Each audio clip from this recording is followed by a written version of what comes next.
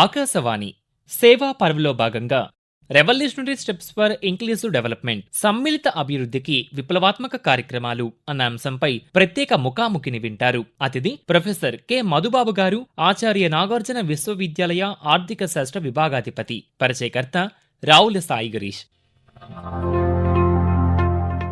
శ్రోతలకు నమస్కారం. ఈనాటి మన కార్యక్రమానికి స్వాగతం. ఈనాటి కార్యక్రమంలో సమ్మిళిత అభివృద్ధికి విప్లవాత్మక కార్యక్రమాలు అంశంపై ఆచార్య నాగార్జున విశ్వవిద్యాలయం ఆర్థిక శాస్త్ర విభాగాధిపతి ప్రొఫెసర్ కె మధుబాబు గారు ఈ రోజు మన ఆకాశవాణి స్టూడియోస్ లో ఉన్నారు. సార్తో మనం మాట్లాడి మరింత సమాచారాన్ని విందాం. సార్ నమస్కారం. సార్ నమస్తే అండి. సార్, కార్యక్రమంలో ముందుగా సమగ్ర అభివృద్ధి అంటే ఏమిటి సార్? సమగ్ర అభివృద్ధి అంటే సమాజంలోని ప్రతి వర్గానికి, ముఖ్యంగా వెనుకబడిన వర్గాలకు అంటే పేదలు, మహిళలు, చిన్న రైతులు, దివ్యాంగులు, అల్పసంఖ్యాకులు మొదలైన వారికి అభివృద్ధి ఫలితాలు అందేలా చూసే విధానం. సాధారణంగా అభివృద్ధి అంటే దేశ ఆర్థిక వృద్ధి, జీడిపి పెరగడం, పరిశ్రమలు, ఉద్యోగాలు పెరగడం అని భావిస్తాం. కానీ ఈ అభివృద్ధి ఫలాలు కొంతమందికే పరిమితమైతే అది సమగ్రాభివృద్ధి కాదని చెప్పాలి. సమగ్రాభివృద్ధి అనగా ప్రతి ఒక్కరికి విద్య, ఆరోగ్యం, ఉపాధి, మౌలిక సదుపాయాలు సమానంగా అందించడం మరియు పేదల జీవన ప్రమాణాలు మెరుగుపరచడం, సమాజంలో కుల, లింగ, మత, ప్రాంత ఆధారంగా ఎలాంటి వివక్ష లేకుండా అభివృద్ధి ఫలాలు పంచడం, భవిష్యత్ తరాలకు నష్టం కలగకుండా పర్యావరణానికి అనుకూలంగా అభివృద్ధి సాధించడం. ముఖ్యంగా అభివృద్ధి కార్యక్రమాలలో ప్రజల భాగస్వామ్యాన్ని పెంపొందించడం. అంటే సమగ్రాభివృద్ధి అనేది ప్రతి ఒక్కరికి అభివృద్ధి, ఎవరు వెనుకబడకుండా, ఎవరిని వదిలివేయకుండా అందరినీ అభివృద్ధి పదంలో చేర్చుకున్న విధానమే సమగ్ర అభివృద్ధిగా చెప్పవచ్చు. సార్, వికసిత్ భారత్ 2047 లక్షలు చేరుకోవడానికి ఈ యొక్క సమగ్ర అభివృద్ధి ఎందుకు అత్యంత ముఖ్యమైనదని మీరు భావిస్తున్నారు సార్? వికసిత్ భారత్ 2047 అంటే భారత్ను 2047 నాటికి ఒక అత్యాధునిక, సుస్థిర, సమానత్వ భరిత, ప్రపంచంలో ముందున్న దేశంగా తయారు చేయడం. ఈ లక్ష్యం చేరుకోవడంలో సమగ్రాభివృద్ధి ఎందుకు ముఖ్యమైందంటే భారత్లో 140 కోట్ల జనాభా ఉన్నారు. వారిలో అధిక భాగం పేదలు, రైతులు, గ్రామీణ ప్రజలు, మహిళలు, యువత. వీరిని అభివృద్ధిలో భాగస్వామ్యం చెయ్యకపోతే శ్రామిక శక్తి సగమే వాడినట్టు అవుతుంది.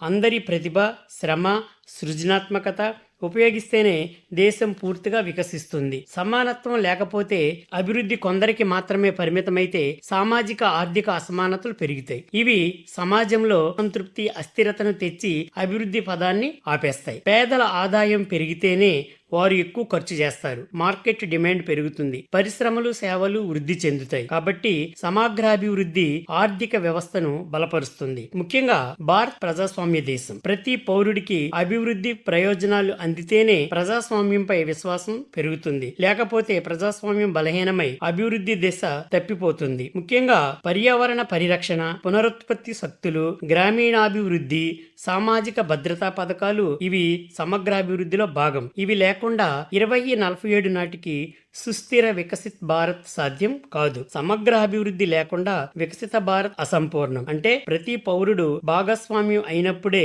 2047 లక్ష్యం సాధ్యమవుతుంది. ముఖ్యంగా 2023-2047 అమృత్ కాల్ గా ప్రధానమంత్రి అభివర్ణించారు. ఈ లక్ష్యంగా ఆత్మ నిర్భర్ భారత్ గా దేశం నిలుస్తుంది. సార్, గత దశాబ్దంలో అమలైన ప్రధాన ఆర్థిక సంస్కరణలు సమగ్రాభివృద్ధికి ఏ విధంగా పునాది వేశాయి సార్? ఖచ్చితంగా అండి. గత దశాబ్దం 2014-2024లో భారత్ లో అమలైన ప్రధాన ఆర్థిక సంస్కరణలు కేవలం వృద్ధిని మాత్రమే లక్ష్యం చేయకుండా సమగ్రాభివృద్ధి బలమైన పునాది వేశాయి. అది ఎలా అంటే ముఖ్యంగా GST, goods and service tax అమలు, పన్నుల వ్యవస్థ సులభతరం, వ్యాపారంలో పారదర్శకత, చిన్న వ్యాపారులకు సౌలభ్యం మరియు జిఎస్టి 2.0. అలానే IBC, insolvency and bankruptcy code IBC, దివాళా వ్యవహారాల్లో వేగవంతమైన పరిష్కారం, వ్యాపార స్థిరత్వం పెంపు. ఇవి వ్యాపార వాతావరణాన్ని మెరుగుపరిచి సూక్ష్మ, చిన్న, మధ్య తరహా పరిశ్రమలకు అవకాశం కల్పించాయి. మరియు ప్రధానమంత్రి జన్ యోజన ద్వారా కోట్లాది పేదలకు బ్యాంకు ఖాతాలు తెరవడం జరిగింది. డైరెక్ట్ బెనిఫిట్ ట్రాన్స్ఫర్ డిబిటి ద్వారా సబ్సిడీలు నేరుగా ప్రజలకు చేరడం. దీని వలన ఆర్థిక సమ్మిళత, ఫైనాన్షియల్ ఇంక్లూజన్ సాధ్యమై ప్రజలకు ఆర్థిక భద్రత లభించింది. స్టాండప్ ఇండియా, ముద్రా లోన్లు, చిన్న వ్యాపారులు, మహిళా మహిళా వ్యాపారులకు రుణాలు, కళ్యాణ పథకాలు అనగా ఉజ్వల్, ఆయుష్మాన్ భారత్, పిఎం కిసాన్, పిఎం గరీబ్ కళ్యాణ్ యోజన, ఆరోగ్యం, విద్య, పేదరికంలో తోడ్పాటు. ముఖ్యంగా digital UPI, digital payments, Aadhaar linkage, గ్రామీణ ప్రజలకు సులభమైన ఆర్థిక లావాదేవీలు. డిజిటల్ సేవల వల్ల చిన్న వ్యాపారులు, రైతులు మార్కెట్ కి నేరుగా చేరగలిగారు. డిజిటల్ ఇంక్లూషన్ ద్వారా అభివృద్ధి అందరికీ చేరువైంది. మరొక ముఖ్యమైన అంశము మౌలిక వసతుల విస్తరణ. భారత్ మాల, సాగర్ మాల, బుల్లెట్ ట్రైన్, ఎయిర్పోర్ట్ కనెక్టివిటీ, పట్టణ గ్రామాల మధ్య అంతరాయం తగ్గడం, స్మార్ట్ సిటీలు, హౌసింగ్ ఫర్ ఆల్, జీవన ప్రమాణాలు మెరుగుపరచడం, మౌలిక సదుపాయాలు పెరిగితే ప్రాంతీయ అసమానతలు తగ్గి సమగ్రాభివృద్ధి వేగవంతమవుతుంది. ఆత్మ nirbhar Bharat and make India అంటే ముఖ్యంగా విదేశీ తయారీ ప్రోత్సాహముల ద్వారా ఉద్యోగాల సృష్టి, అంటే విదేశీ చెల్లింపులు, బ్యాలెన్స్ ఆఫ్ పేమెంట్స్ ద్వారా ఉన్నటువంటి డెఫిసిట్ ని ఫిల్ చేసుకోవడంతో ఫారిన్ ఎక్స్చేంజ్ కూడా ఎక్కువగా మనం ఆర్జించవచ్చు. అంతేకాకుండా యువతకు ఉపాధి అవకాశాలు, గ్రామీణ పరిశ్రమలకు పునరుజ్జీవం, ఆత్మ నిర్భర్ మరియు మేక్ ఇన్ ఇండియా లాంటి విషయాలు. గత దశాబ్దంలో తీసుకున్న ఆర్థిక సంవత్సరాలు ముఖ్యంగా పేదలకు ఆర్థిక భద్రత, మహిళలకు అవకాశాలు, చిన్న వ్యాపారులకు ప్రోత్సాహం, ప్రాంతీయ అసమానతలు తగ్గింపు, అలానే డిజిటల్ ఇంక్లూజివ్, ఇవన్నీ సమగ్రాభివృద్ధికి అనగా ఇంక్లూజివ్ డెవలప్మెంట్ కి పునాది రాయిలుగా నిలిచాయి. సార్, ఏదైతే మీరు చెప్పడం జరిగిందో digital India, Jan Dhan Yojana, UPI వంటి కార్యక్రమాలు ఈ యొక్క సమగ్ర అభివృద్ధి సాధించడంలో ఎంత మేరకు దోహదం చేశాయి? అదేవిధంగా ఈ కార్యక్రమాలు సాధారణ ప్రజల జీవనంలో ఎలాంటి మార్పులు తీసుకువచ్చాయి? సందేహం లేదండి. Digital India, Jan Dhan Yojana, UPI వంటి కార్యక్రమాలు నిజంగా సమగ్రాభివృద్ధి సాధించడంలో విప్లవాత్మక పాత్ర పోషిస్తున్నాయి. వీటి ప్రభావం ఒకటి, డిజిటల్ ఇండియాలో ప్రతి గ్రామానికి ఇంటర్నెట్, ఆన్లైన్ సేవలు, డిజిటల్ లిటరసీ, గ్రామీణ ప్రాంతాల్లో ప్రభుత్వ సేవలు ఆన్లైన్ లోకి అందుబాటులోకి రావడం, విద్య, ఆరోగ్యం, బ్యాంకింగ్, ఈ గవర్నెన్స్ సులభతరం, డిజిటల్ జ్ఞానం పెరిగి గ్రామీణ పట్టణ అంతరం తగ్గుతూ వస్తుంది. ఒకప్పుడు గంటల కొద్దీ దూరం చేయాల్సి వచ్చిన పనులు ఇప్పుడు మొబైల్ ద్వారా జరుగుతున్నాయి. ఉదాహరణకు ప్రభుత్వ ఆఫీసుల నుండి తీసుకోవాల్సిన సర్టిఫికేట్, సబ్సిడీ దరఖాస్తులు, ఇలాంటి ప్రజా ప్రయోజనాల యొక్క నిర్వహణ. మరియు జన్ధన్ యోజన ప్రతి కుటుంబానికి బ్యాంక్ ఖాతా. ముగిసిన త్రైమాసికంలో ముఖ్యంగా 2025లో 56 కోట్ల బ్యాంక్ ఖాతాలు తెరవడం జరిగింది. దానిలో 56.1% మహిళలే ఖాతాలు ఓనర్లుగా ఉండడం మనం గమనించవచ్చు. కోట్లాది పేద కుటుంబాలు బ్యాంకింగ్ వ్యవస్థలోకి వచ్చాయి. డైరెక్ట్ బెనిఫిట్ ట్రాన్స్ఫర్, డీబీటీ ద్వారా సబ్సిడీలు, పెన్షన్లు నేరుగా ఖాతాల్లోకి చేరుతున్నాయి. మధ్యవర్తుల యొక్క ప్రమేయం తగ్గి అవినీతి తగ్గిందని చెప్పవచ్చు. పేదలు తమ సొమ్ము సురక్షితంగా దాచుకోవడం, రుణాలు పొందడం, ప్రభుత్వ సహాయం నేరుగా పొందడం ప్రారంభించారు. ముఖ్యంగా మొబైల్ ద్వారా తక్షణ డిజిటల్ చెల్లింపులు, నగదు మీద ఆధారపడే ఆర్థిక వ్యవస్థ డిజిటల్ గా మారింది. చిన్న వ్యాపారులు, కూలీలు కూడా సులభంగా డబ్బు తీసుకోవచ్చు, పంపించవచ్చు. పారదర్శకత, లావాదేవీలు పెరిగి నల్లధనం అంటే బ్లాక్ మనీ యొక్క ప్రమేయం తగ్గింది. ముఖ్యంగా ఫోన్ పే, గూగుల్ పే, భీమ్ పే, పేటిఎం లాంటి సౌకర్యాలు అందుబాటులోకి వచ్చినాయి. దీని వలన చిన్న టీ షాపుల నుంచి రిక్షా పుల్లర్స్ వరకు QR కోడ్ తో చెల్లింపులు స్వీకరిస్తున్నారు. ఇది ఫైనాన్షియల్ ఇంక్లూజన్ ను వేగవంతం చేసింది. మొత్తంగా పేదలు కూడా బ్యాంకులు, డిజిటల్ పేమెంట్స్ లో భాగస్వాములయ్యారు. గ్రామీణ పట్టణ తేడా తగ్గి అందరికీ సేవలు చేరుతున్నాయి. అవినీతి తగ్గి ప్రభుత్వ సహాయం నేరుగా ప్రజలకు చేరుతుంది. డిజిటల్ సర్వీసుల వల్ల కొత్త ఉద్యోగాలు, వ్యాపార అవకాశాలు పెరిగాయి. లింగ, ప్రాంత, ఆదాయ ఆధారంగా ఉన్న అంతరాలు క్రమక్రమంగా తగ్గుతున్నాయి. Digital India, Jan Dhan Yojana, UPI వంటి కార్యక్రమాలు అభివృద్ధిని కొద్ది మందికి కాకుండా అందరికీ అందించే సంధానకర్తగా పనిచేశాయి. ఇవి సాధారణ ప్రజల జీవితాల్లో సులభతరం, పారదర్శకత, భద్రత తీసుకొచ్చాయి. సార్, రహదారులు, విద్యుత్, డిజిటల్ కనెక్టివిటీ, సో ఇటువంటి మౌలిక వసతుల అభివృద్ధి ప్రాంతీయ అసమానతలను తగ్గించడంలో ఎలాంటి ముఖ్యమైన పాత్రను పోషిస్తూ ఉంది? మౌలిక వసతుల అభివృద్ధి, ఇన్ఫ్రాస్ట్రక్చర్ డెవలప్మెంట్ అనేది ప్రాంతీయ అసమానతలు తగ్గించడంలో కీలక పాత్ర పోషిస్తుంది. రహదారులు, విద్యుత్, డిజిటల్ కనెక్టివిటీ, ఈ మూడు అభివృద్ధికి వెన్నుముక లాంటివి. రహదారులు చూస్తే మంచి రహదారులు ఉంటే గ్రామాలు, పట్టణాలు, మార్కెట్లకు అనుసంధానం ఏర్పడుతుంది. ముఖ్యంగా భారతదేశంలో 2024 నాటికి 63 లక్షల కిలోమీటర్ల విడిది, ఆంధ్రప్రదేశ్లో 12,653 కిలోమీటర్ల పొడవు గల జాతీయ రహదారులు ప్రజలకు అందుబాటులో. దీని వలన రైతులు తమ పంటను సులభంగా మార్కెట్ కు తీసుకెళ్లగలరు, ఆదాయం పెరుగుతుంది. పల్లెల్లో కూడా పరిశ్రమలు, సేవా రంగం ఏర్పడే అవకాశం వస్తుంది. ఫలితంగా గ్రామీణ ప్రాంతాలు వెనుకబడకుండా పట్టణాల స్థాయికి చేరుతాయి. విద్యుత్ లభిస్తే గ్రామాల్లో పరిశ్రమలు, చిన్న వ్యాపారాలు స్థాపించవచ్చు. విద్యుత్తుతో పాఠశాలలు, ఆసుపత్రులు, ఇళ్లల్లో సౌకర్యాలు పెరుగుతాయి. రైతులు పంపు సెట్స్, యంత్రాలు వాడి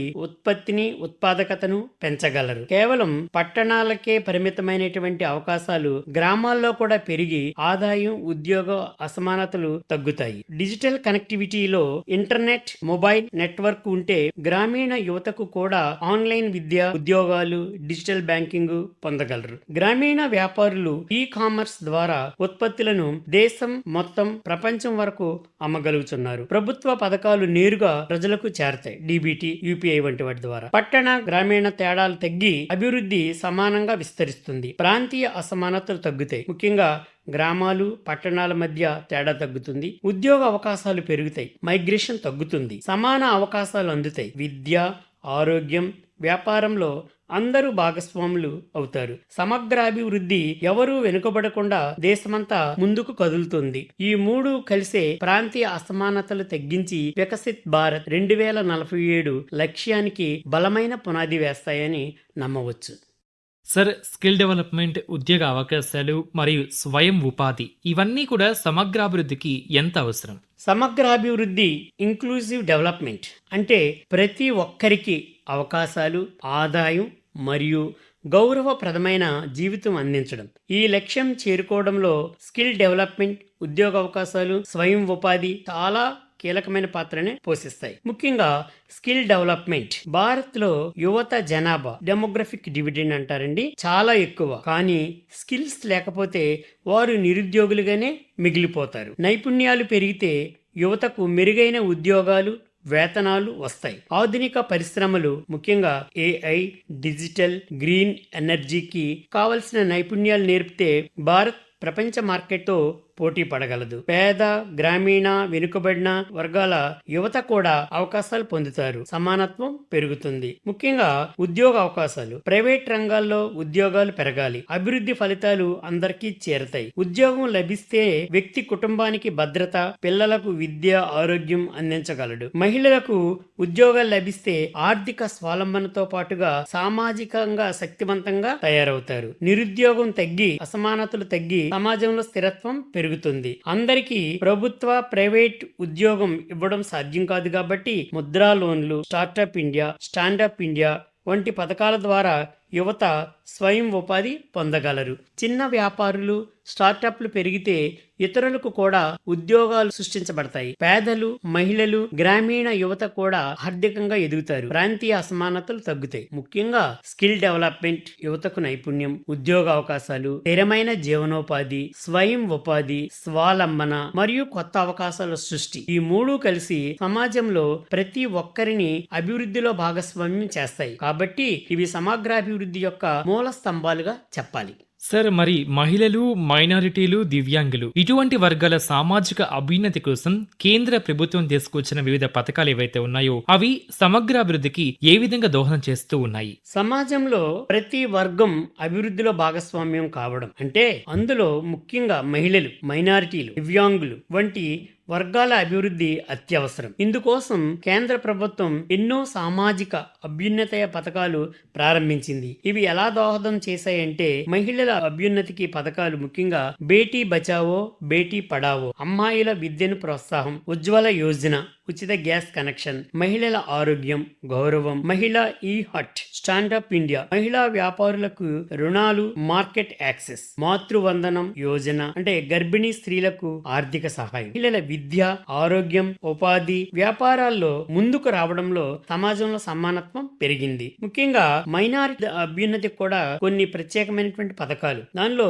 ప్రధానమంత్రి జన వికాస్ కార్యక్రమం, మైనారిటీ ప్రాంతాల్లో మౌలిక వసతులు, అంటే పాఠశాలలు, రహదారులు, ఆసుపత్రులు, hostels, pre matric, post matric scholarships, minority విద్యార్థులకు స్కాలర్షిప్స్, అలానే నయీ మంజిల్ మైనారిటీ యువతకు శిక్షణ, మహిళా సాధికారతకు దోహదం చేశాయి. విద్య, ఉపాధి, నైపుణ్యం పెరిగి మైనారిటీలు కూడా ప్రధాన అభివృద్ధి స్రవంతిలో భాగమయ్యారు. ముఖ్యంగా దివ్యాంగుల అభ్యున్నతికి దివ్యాంగ జనసాధన కేంద్రాలు అంటే పునరావాసం, శిక్షణ, ఉపాధి అవకాశాలు, అసిస్టెంట్ డివైజెస్ పథకం, వీల్ చైర్లు, హియరింగ్ ఎయిడ్స్ వంటి సహాయక పరికరాలు, రవాణా, డిజిటల్ సౌకర్యాలు దివ్యాంగులకు అందుబాటులోకి తీసుకురావడం, ప్రత్యేక విద్య, ఉపకార వేతనాలు, దివ్యాంగ విద్యార్థులకు ప్రోత్సాహం. దివ్యాంగులు కూడా విద్య, ఉద్యోగం, సమాజంలో సమాన అవకాశాలు పొందుతున్నారు. మొత్తంగా వెనుకబడిన వర్గాలు కూడా అభివృద్ధిలో భాగమవుతున్నాయి. లింగ, మత, శారీరక, ప్రాంత, పరిమితుల ఆధారంగా వివక్ష తగ్గింది. మహిళలు, మైనారిటీలు, దివ్యాంగులు ఉపాధి, వ్యాపారంలో ముందుకు వస్తున్నారు. సమగ్ర అభివృద్ధిలో ఎవరూ వెనకబడకుండా దేశం మొత్తం కలిసి ముందుకు కదులుతుంది. అంటే మహిళలు, మైనారిటీలు, దివ్యాంగుల కోసం తీసుకొచ్చిన పథకాలు సమాజంలోని బలహీన వర్గాలను శక్తివంతం చేసి దేశ అభివృద్ధిలో వారిని భాగస్వామ్యం చేయడం ద్వారా సమగ్ర అభివృద్ధికి పునాది రాయిలుగా నిలుస్తున్నాయి. సార్, మనమైతే కనుక ఇంతవరకు వివిధ అంశాలకు సంబంధించి మాట్లాడుకుంటూ వస్తున్నాము. సార్, ఇప్పుడు మనకి ఈ యొక్క స్వయం సహాయక సంఘాలు, అదేవిధంగా మైక్రో ఫైనాన్స్ సంస్థలు ఉన్నాయి సార్. సో ఇవి ఈ యొక్క సమగ్ర అభివృద్ధిలో ఏ విధమైన పాత్రను పోషిస్తూ ఉన్నాయి? ముఖ్యంగా గడిచిన దశాబ్ద కాలంగా నిశ్చితంగా మనం పరిశీలించినట్లయితే స్వయం సహాయక సంఘాలు, self help groups, micro finance సంస్థలు సమాజంలో పేదలు, మహిళలు, చిన్న రైతులు, కార్మికులకు ఆర్థిక అవకాశాలు మరియు సామాజిక శక్తిని అందిస్తూ సమగ్రాభివృద్ధిలో కీలక పాత్రను పోషిస్తున్నాయి. ముఖ్యంగా స్వయం సహాయక సంఘాలు గ్రామీణ మహిళలను సమూహాలుగా కలిపి చిన్న మొత్తంలో పొదుపు చేయించడం, ఆ పొదుపు ఆధారంగా రుణాలు ఇచ్చి చిన్న వ్యాపారాలు, ఉపాధి అవకాశాలు సృష్టించడం, ప్రభుత్వ పథకాలు, శిక్షణలు, సెల్ఫ్ హెల్ప్ గ్రూప్స్ ద్వారా సులభంగా చేరడం, మహిళలకు ఆర్థిక స్వావలంబన, సామాజిక గౌరవం పెరగడం ద్వారా గ్రామీణ మహిళలు ఉపాధి, ఆదాయం, నిర్ణయాధికారం పొందుతున్నారు. కుటుంబం, సమాజం అభివృద్ధి చెందుతుంది. ముఖ్యంగా మైక్రో ఫైనాన్స్ సంస్థలు పేదలకు సాధారణంగా బ్యాంకులు రుణాలు పొందలేరు కాబట్టి ఈ మైక్రో ఫైనాన్స్ సంస్థల ద్వారా చిన్న రుణాలు పొందగలుగుతున్నారు. వడ్డీ తక్కువగా ఉండి తిరిగి చెల్లించడం సులభం. చిన్న వ్యాపారులు అనగా చేనేత, పాల ఉత్పత్తులు, కూరగాయలు వంటి వ్యాపారం ప్రారంభించడానికి సహాయం చేకూరుతుంది. ఈ ఫైనాన్షియల్ ఇంక్లూషన్ పెరగడం వలన పేదలకు రుణ విముక్తి నుండి బయటపడి స్వయం ఉపాధి పొందుతున్నారు. ముఖ్యంగా బ్యాంకింగ్ కి దూరంగా ఉన్నవారు కూడా బ్యాంకింగ్ ఆర్థిక వ్యవస్థలో చేరుతున్నారు. స్వయం ఉపాధి, చిన్న వ్యాపారాల ద్వారా ఆదాయం పెరుగుతుంది. మహిళా ఎంపవర్మెంట్ ద్వారా, సెల్ఫ్ హెల్ప్ గ్రూప్స్ ద్వారా మహిళలు ఆర్థికంగా స్వతంత్రంగా మారుతున్నారు. గ్రామీణ ప్రజల్లో ఐక్యత, నిర్ణయాధికారంలో భాగస్వామ్యం పెరుగుతుంది. ప్రాంతీయ అసమానతలు తగ్గి గ్రామీణ ప్రాంతాల్లో కూడా ఆర్థిక కార్యకలాపాలు పెరుగుతున్నాయి. అనగా సెల్ఫ్ హెల్ప్ గ్రూప్ మరియు మైక్రో ఫైనాన్స్ అనేవి పేదలకు చిన్న రుణం ఇచ్చే సంస్థలు మాత్రమే కాదు, వారిని ఆర్థికంగా, సామాజికంగా శక్తివంతంగా చేసేటువంటి వేదికలు. ఇవి సమగ్ర అభివృద్ధిలో గ్రామీణ పునరుజ్జీవానికి మైలురాయి వంటిగా నిలుస్తున్నాయి.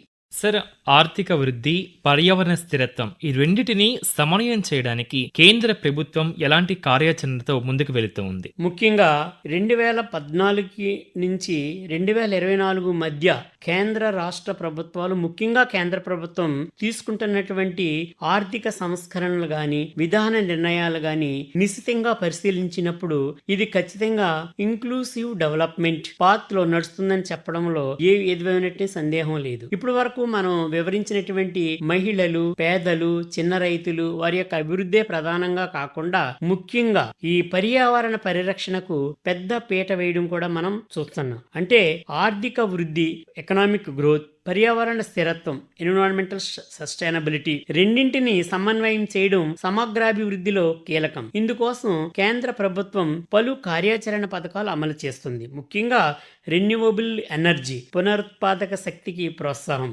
నేషనల్ సోలార్ మిషన్ 2030 నాటికి 500 గిగావాట్స్ పునరుత్పాదక శక్తిని ఉత్పత్తి లక్ష్యంగా నిర్ణయించుకోవడం. విండ్, హైడ్రో, బయో ఎనర్జీ ప్రాజెక్టులు, శుద్ధమైన విద్యుత్ ఉత్పత్తి, solar roof top Kusum scheme, రైతులకు సోలార్ పంపులు, విద్యుత్ పొదుపు వంటి వాటిల్లో భాగస్వామ్యాలను చేయడం. ముఖ్యంగా కాలుష్యం తగ్గి గ్రీన్ ఎనర్జీ ద్వారా కొత్త ఉద్యోగాలు సృష్టించడం. Electric mobility and green transfers లో ఎలక్ట్రిక్ వాహనాలకు సబ్సిడీలు, పబ్లిక్ ట్రాన్స్పోర్ట్ విస్తరణ, మెట్రో, ఎలక్ట్రికల్ బస్సులు. దీని వలన ఇంధన దిగుమతులపై ఆధారపడక పర్యావరణ కాలుష్యం తగ్గడమే కాకుండా ప్రజల యొక్క ఖర్చు కూడా ఆదాయంగా మారుతుంది. ముఖ్యంగా పర్యావరణ పరిరక్షణ, హరిత విప్లవ కార్యక్రమాలలో national clean energy fund, green ప్రాజెక్టులకు ప్రత్యేక నిధులు, స్వచ్ఛ భారత్ మిషన్, చెత్త నిర్వహణ, పారిశుద్ధ్యం, నమామి గంగే ప్రాజెక్ట్ అంటే నదుల శుద్ధీకరణ, అటవీ